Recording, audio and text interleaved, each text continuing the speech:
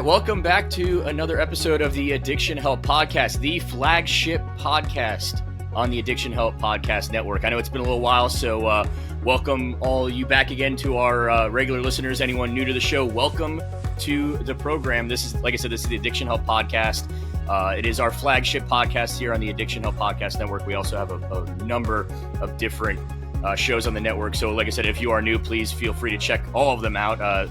We have something pretty much for everyone. We've got a sports one, we've got interview style ones, and anything that would be your cup of tea, so to say, we have for you here on the Addiction Help Podcast Network. For those of you watching, that is our fantastic founder and creator of this podcast network, Chris Carberg. He also is the co-founder of addictionhelp.com. So Chris, welcome back to the show today.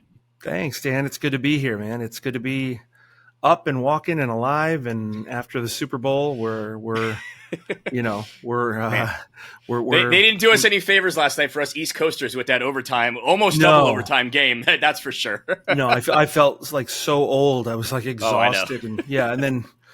So on top of it, I mean, it was a good game, but it was definitely, it was exhausting. Late night. So. yeah. Absolutely late night. But hey, we are here with you this morning, and I'll tell you why here really quick. So, like I said, it's been a little while since we've recorded an episode, but I had to make sure we got on today, even though we were both busy and post Super Bowl and whatnot, to record today. Because on Saturday, I was scrolling Twitter in the afternoon, or X now, as I often do, especially when I'm watching sports on the weekend. I think I was watching some college basketball and some hockey games, and came across a tweet from you, Chris, and it was celebrating your 19 years anniversary of sobriety, which, first off, congratulations, 19 years. That is a long time for anyone to be doing anything consistently, whether it's anything, let alone maintaining your sobriety. I mean, we talked about it a lot. I've talked about it a lot over the years and learned a lot about it over the years in this industry. It's one thing just to get sober. That's a challenge in and of itself. To maintain that sobriety, especially over 19 years, is another challenge entirely on top of just the initial challenges of sobriety. So first off, Chris, congratulations to you. And second of all, I wanted to record today because I wanted to maybe kind of pick your brain a little. I wanted to kind of give you this opportunity to kind of share what these last 19 years have been like for you. Sure. What it's been like, not just for you, for those around you, for those that maybe might be listening. They're like, wow, you've done this for 19 years now, maybe for them as well. And kind of where you see now the next 19 years of your sobriety continuing to go.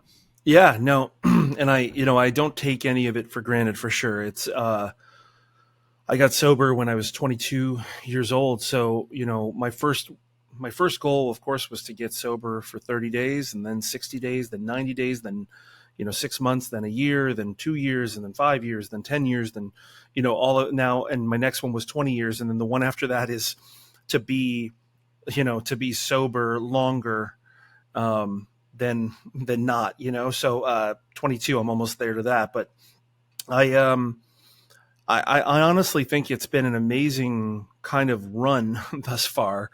But the biggest thing that stands out to me is the life you have is not exactly the way people picture it in sobriety, because you get sober, you ultimately, I am the problem.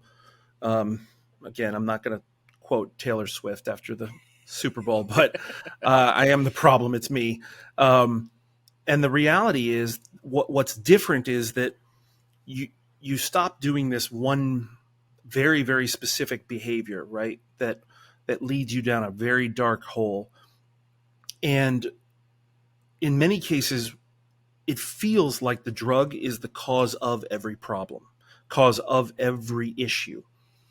When in reality, life hands you problems all the time. It hands you issues. So what alcohol or drugs do to you is that they magnify the issues. They take them and they put them in like ludicrous speed, and they put it at a level, where you're like having to chase it. So when you get sober, one of the first things that happens, apart from you kind of talking about and wanting to, I do think it's akin to a religious experience in some ways, because you do have this very clear picture of being dead and now alive. And you want to tell other people about it. And it's, that's why I I did want to tell people about it, and it was very important to me. But what happened was, life still was happening. What I wrote about this year in a blog post on addictionhelp.com was that I've never regretted my sobriety, even though I've had over the course of these 19 years, plenty of things that that I should be allowed to drink or get high or use for the sake of either celebrating or forgetting or numbing, and those things continue. You continue to deal with what life throws at you. The reality is that you're just living life on life's terms, is what we always say. Because most people who are addicts like myself, we want to fight living life on life's terms, meaning our obligations, our the things that stress us, the things that we like to do, that we want to do them when we want to do them. We don't want to do the things we don't want to do them. So 19 years, like, again, this one was also, I think, a little special in terms of just, I feel like this last year has been a lot of growth personally, a lot of work. I always tell people that, you're constantly working on yourself, and, getting sober that first time, it's not the end of the road. It's really like, now you can see straight, though. It's kind of like it's like you're wearing glasses. You can actually see the reality in front of you. So you still got to learn then to cope with things. And that's what I think, being in groups and therapy and work and giving back and all that kind of stuff really helps you to do. So, I had made a list in that blog post of things that happened over the last 19 years that, again, like, people would have said that's a perfectly good reason to drink, perfectly good reason, whether to celebrate or to Forget. to celebrate or forget it. So it was weird going back and looking at some of those and realizing that I hadn't drank during them and I hadn't used drugs during them, and I did face them. And a lot of the things on that list were challenging moments. So on that note, I mean, obviously, over the span of 19 years, I think it's safe to say that there's been temptations. There's been times where, like you mentioned, whether it was to forget or to celebrate, there's times where maybe that thought crept into your head. Yeah. Was there one time in particular over these past 19 years, I know that's a long way to think back upon, that you were, maybe you could say, closest to, I don't want to say relapsing, but closest to saying, like, closest to succumbing or saying, what's one drink gonna hurt to celebrate this moment or forget about this moment, or just, anything where you were really close and you had to remind yourself or reel yourself back in and say, hey, I've come so far, I don't want to blow it all, no matter what the circumstances. So I can say for me, no, there hasn't been one.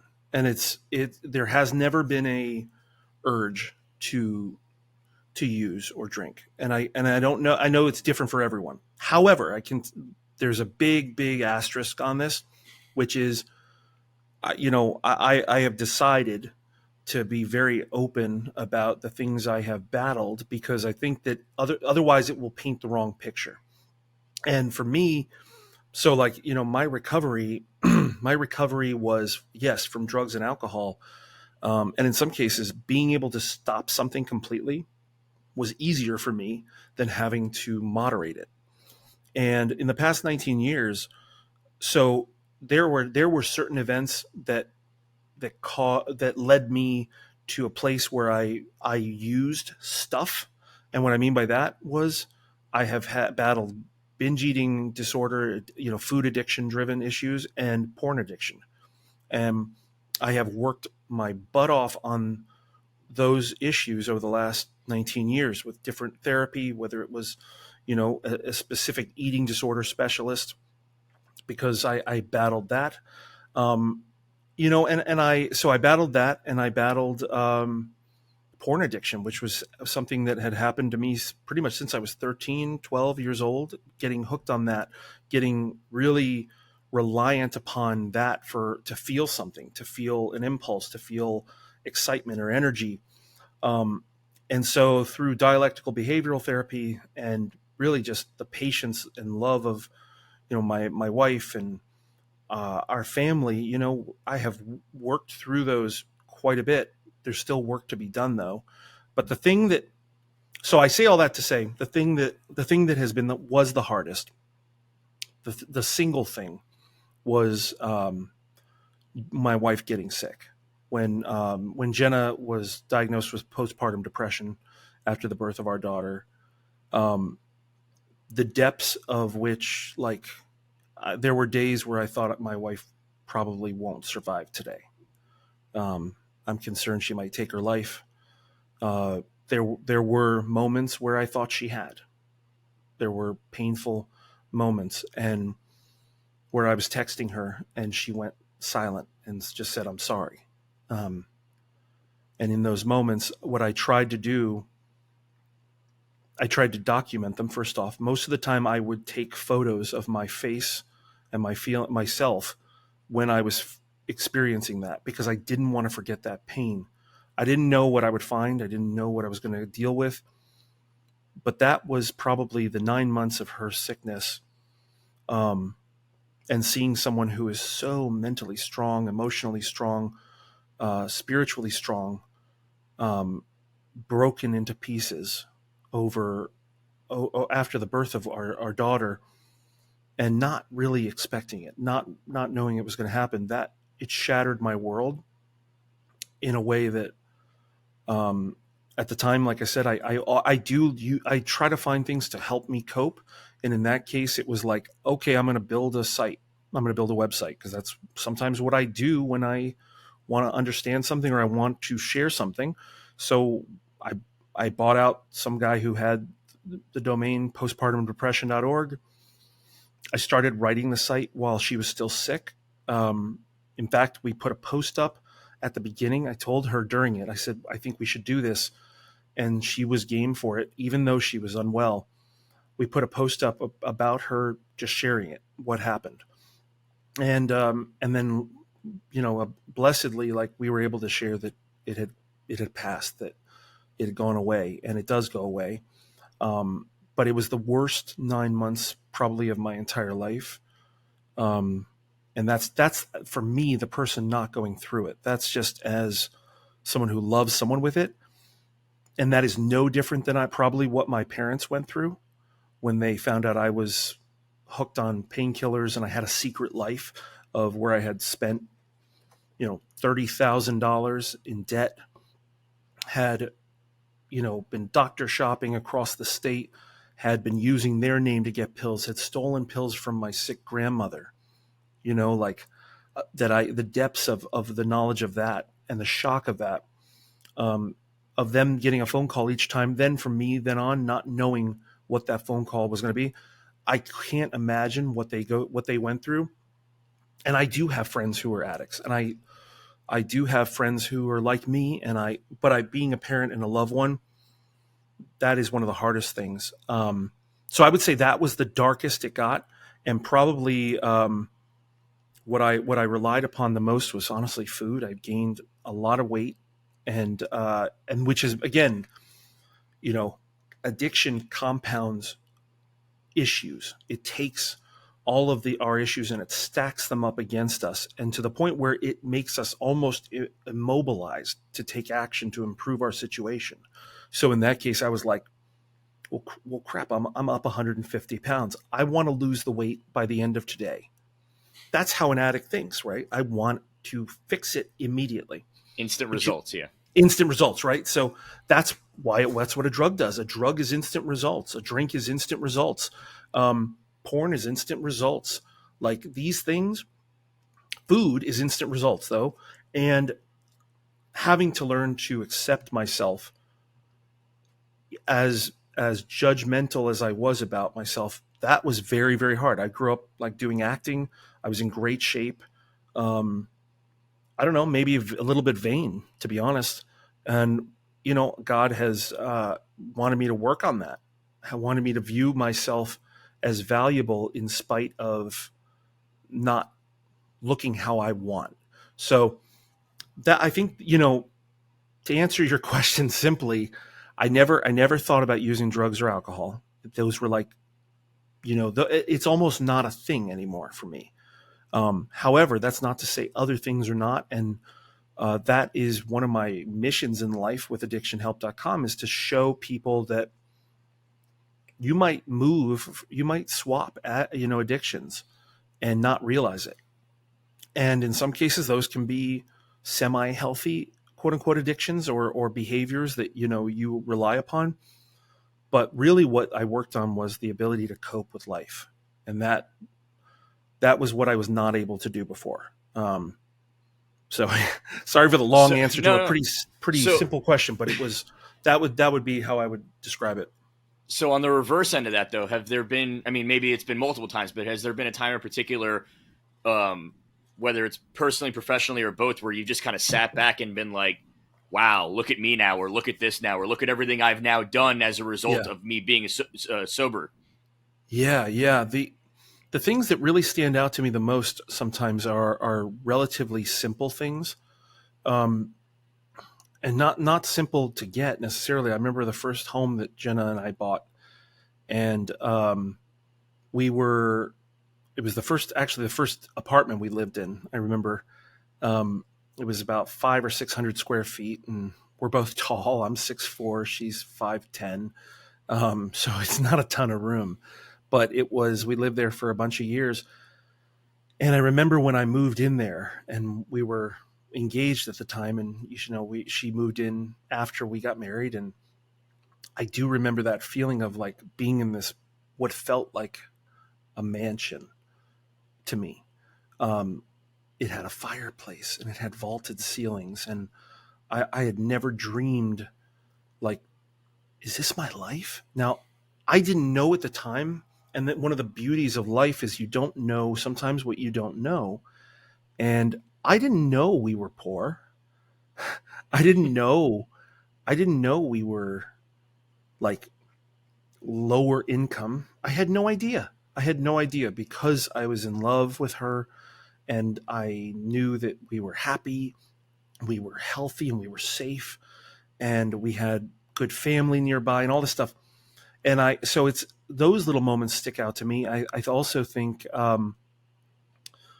sometimes I drive by the places that I experienced issues here, and I remember, when I remember a lot of circumstances where there was a specific spot or a place where I remember passing out, or I remember like literally like almost crashing my car, or where the police found me and where I was the last kind of overdose spot. And an amazing police officer there who saw that there was more to the situation than just me having taken a couple pills, and rushed me to the hospital.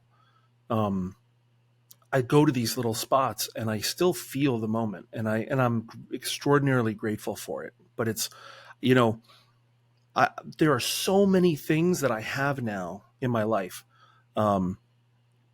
that I would not have without my sobriety. Like it's, and by the way, as I've grown in business and in life, I've had to learn how to be smarter.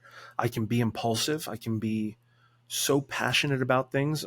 I had to learn, by the way, I didn't know why I had used drugs. I started taking painkillers for migraines, and that was what I was prescribed them for. And then I took a couple at once and I got high from that. And I was like, whoa, this is something different. I don't feel that fear and that anxiety in me. And it took me a good 15 years of sobriety to keep working on myself to figure out, like, okay, why do I do these other things too? Why am I quick to make judgments of people's motives? Why do I hero worship or devalue? And it took me 15 years to get diagnosed as borderline personality disorder. Like I had no clue. And also I thought that would mean that I was psychotic and that I needed to be locked up somewhere originally. I didn't know that you could learn tools for how to deal with it with dialectical behavioral therapy. So much, each one of these things stacking on one another. I am somebody I'm very grateful for simple things. I like, I like a a hot bath. I like going for a swim. I don't have a lot of like super big hobbies. I have a really nice car that I love. That was like one of my dream cars, and I always wanted a convertible, and that was like my dream. And it wasn't until I didn't realize until I had it that I was 38 when I got it, and I was like, wait a minute, average life expectancy. This is a midlife crisis, but I don't think it is. I think I really enjoy the heck out of it. That's like, I drive everywhere with the top down. Like, so I think I also do in nature. I love to hike, the outdoors. Those were extraordinarily healing for me in recovery. Learning to be around myself and be comfortable with myself, and to not feel lonely when I was alone. To actually realize, no, you're there. You yourself are there. That's not alone. And so I had to learn to kind of dig into my toolkit and learn how to love myself a little bit. So all of the little things that stack up over the years. I'm a creature of habit, and I like the shirt I'm wearing. I have like 10 of them. This one. Okay, I have like 5 of the shorts I'm wearing. I'm a simple person. It doesn't take much to like make me happy. I like seeing other people get excited. And so I think just knowing that my family is happy and proud and healthy, like that makes me happy. That's good. I'm, very passionate about the work I do. I love working. I've always found that I loved working.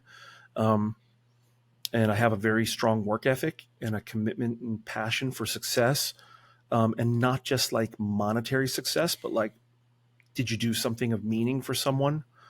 So all of that stuff That's basically moments. how this podcast network started. It wasn't about the. Trust me, we're not right. We're not rolling it right now doing these. No. These are for you, the audience, to hopefully help everyone out there. So we went into this whole thing with a question, which was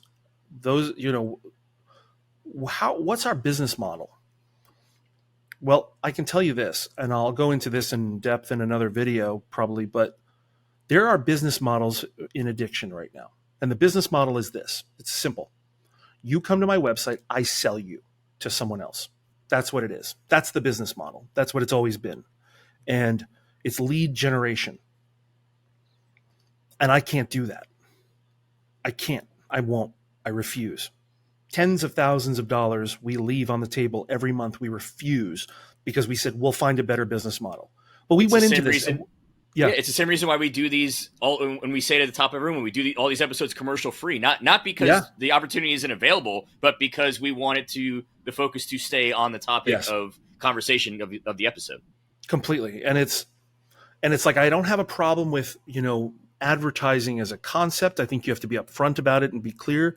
But what drives us, and when you have a bunch of people who are putting in money into a company and investing in something, and they know they're not going to see any of it back for years, and they've abandoned the only existing revenue model that exists in the business, that you have to be either crazy or crazy in love with the people that you're serving, with the community you're serving, and with the vision and the message you're trying to send.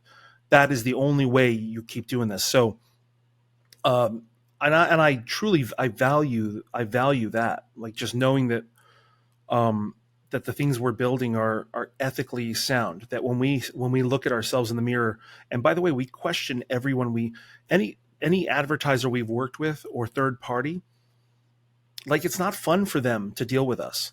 Nobody likes to deal with us because we ask a lot of questions, and I imagine that a lot of people are going to continue to kind of be annoyed dealing with us because you can't just buy your way to our people. No, I'm not going to sell out for you. And so that, again, like that fire in me has never been hotter. And it's like, I'm not saying we want to go scorched earth on this industry, but like, I want to push it. I want to push it and to be better. I want to get people out of it who don't belong in it and who are just using this for their own good. But yeah, I think that you have to be passionate about your recovery, the way you keep that fire lit is through others. You have to give it to other people. If you're not giving it back to anyone, like, what's the point? Like, we are given knowledge and wisdom. And by the way, like, it comes from every different walk of life. You get in these kind of groups and in the different types of, like, 12-step programs, whether it's that or everybody is different. The politicians of the world would hate it because we're not all supposed to get along. But yet when you're in that room, you do. My only way I can compare it is that it's a surgical recovery room when you're waiting for a loved one to hear about if they made it through surgery. Everyone in those rooms drops their act. They drop their crap, their stuff. And I love this community. I really do. I remember when I went to my first 12-step meeting, and by the way, I do break anonymity because I believe it can save lives, and because I think that the structure in which the anonymity was enforced originally was that you would be ostracized by society. And I think you should maintain that if your current situation would put you at risk, meaning your family, your culture, your traditions, your job, whatever. I'm all for that, but I'm not going to be. And I remember the first meeting I went to, I was scared to death. And my mom said, "I'll go with you." And I'm thinking, Mom, this is going to be a whole group of drug addicts. And I'm a classy drug addict. Don't forget, I did prescription drugs, so I don't count the same. Okay. That's in my, in your stupid thinking. Yeah. But I remember my mom coming in there and everybody loving on her and warming up to her. And I saw for the first time who this community was by how they treated my mom coming with me. And so I love this community. 19 years later, I still am not, I don't get over, I have dear friends who've died from fentanyl, from other issues, died by suicide. And I've not gotten used to that. I still believe people can recover. I don't care if we have this picture that everyone's got to have their act together by the time they're 30 or okay, you're done for, right? I mean, for goodness sake, I know people who got sober in their 60s. And I love it. And I love them living that new life and enjoying it. So 19 years of, as I went back through this list of things, I realized, honestly, just being able to experience these things, experience pain and good moments, and being able to experience them in their fullness, however scary it was watching my dad die slowly and ultimately in front of me, terrified me. And it's still, the thought of it does, but I also would have missed out on tremendous blessings and gifts that came from that experience if I had not been present for it. So an amazing, this thing is, sobriety is a gift you get to open every day. And it's a gift you get to share with the people who love you, because every day they get to experience you and see you, it makes them so happy. You begin to realize how much people love you when they're scared of losing you. So, as a person who is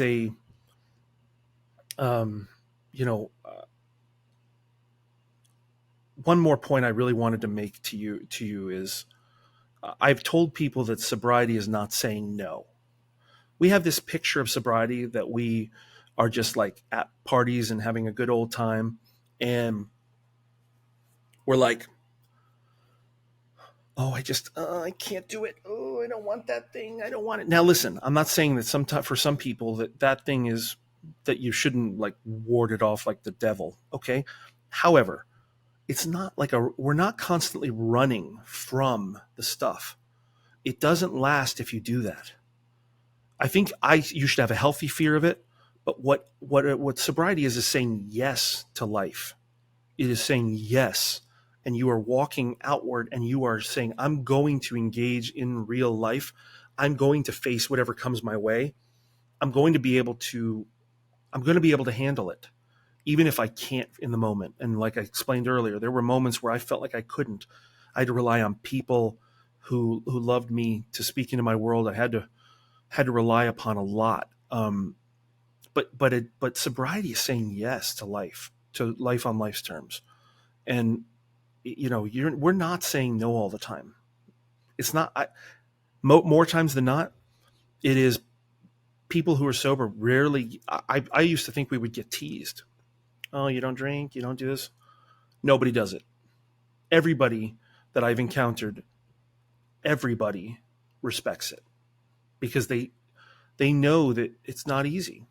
It's not easy to live life on life's terms. And that the problem is that when we do a drug or we take a drink, those of us that are like this brain issue of ours, it's different for us. If we take a drink, we cannot stop.